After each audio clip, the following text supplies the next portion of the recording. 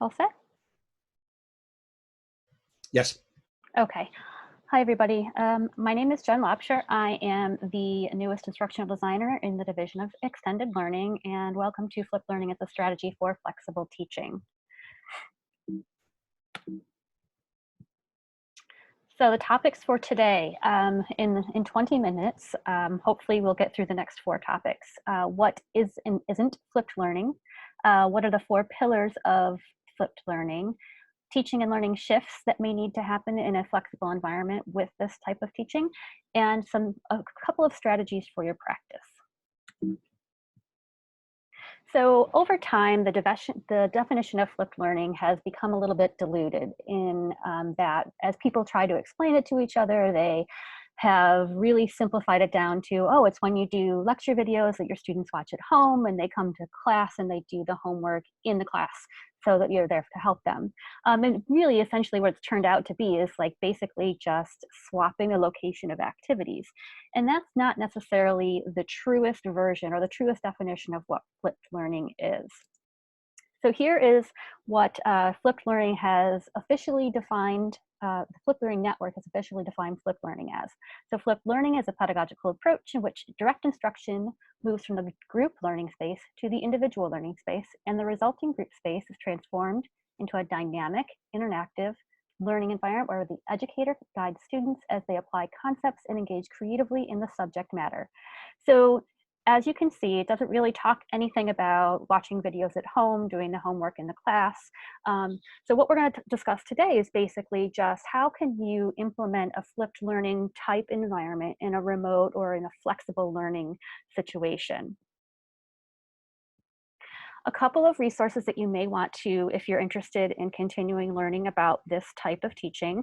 If you would like to, you could visit the Flip Learning Global Initiative, which I believe is a bigger version of what started out as a Flipped Learning Network.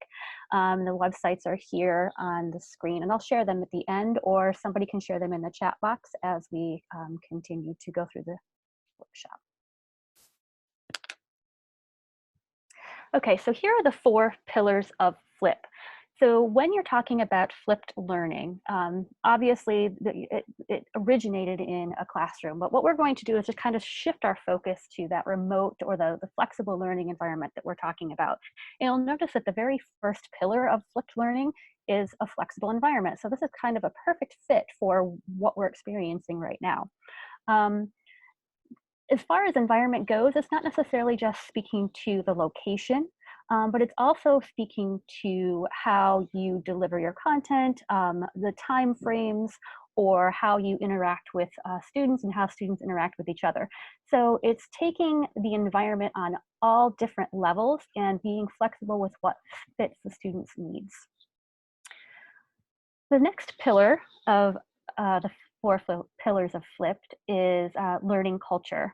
So basically this means you're giving students opportunities to be in engaging meaningful activities, things that are real world based, things that are applicable in their lives, and then making sure that as you see that maybe a student is struggling or is ready to move ahead, that you differentiate or scaffold the activities so that it's more of a learner-centered approach to teaching rather than about your curriculum or your content. The third pillar would be intentional content.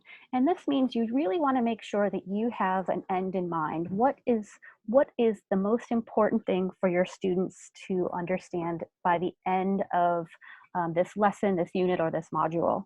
Prioritizing your concepts will ensure that you're not overwhelming students and that the things that are going to need to be enduring understanding will be important and upfront in your instruction.